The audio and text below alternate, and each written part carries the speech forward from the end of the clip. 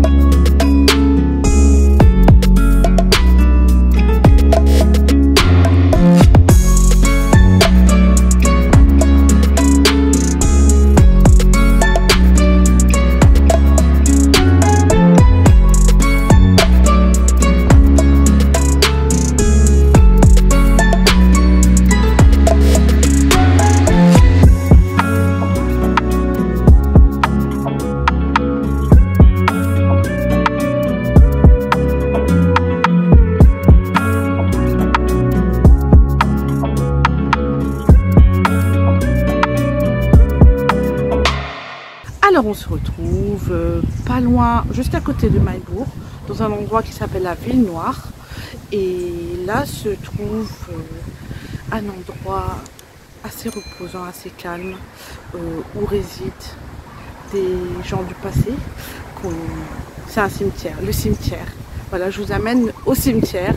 C'est le cimetière de Notre-Dame-des Anges qui existe depuis très longtemps, hein, depuis le 19e siècle. C'est un cimetière marin et ça fait partie du patrimoine culturel de l'île Maurice. Donc ici reposent des familles illustres qui ont fait partie de la construction de la ville de Maillebourg. Hein, et aussi on va retrouver beaucoup de soldats britanniques qui ont fait partie de la première lignée lors de la bataille du Grand Port ici, hein, qui a donné lieu ensuite à la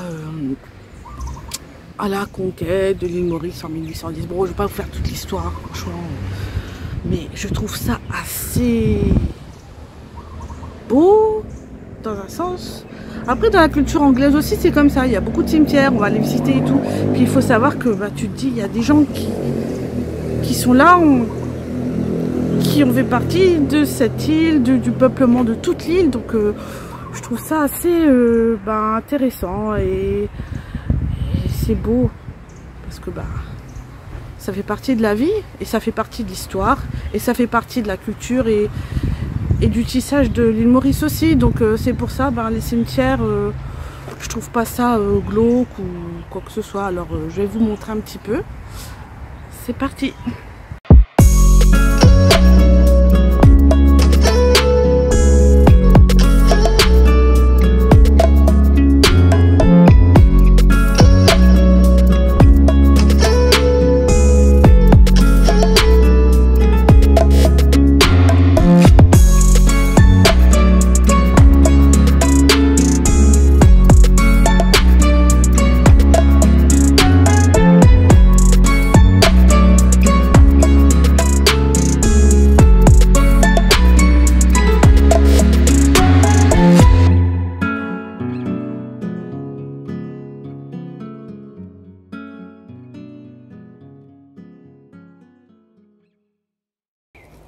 Non mais là les moustiques, il y a un truc de ouf. Là j'ai mis du spray à moustiques. C'est quand vous sortez à Maurice, il faut toujours avoir votre spray à moustiques, un éventail, un parapluie, là un parasol, ce que vous voulez. Parce que là c'est pas possible. Je me fais défoncer. Mais en tout cas c'est beau ici. Bon, je passerai pas ma journée, non mais quand même. Mais c'est quand même, ça reste un lieu, un musée à ciel ouvert et ça témoigne des habitants, des familles de la noblesse qui ont disparu. Comme j'avais répété, des soldats britanniques On va aller checker une tombe.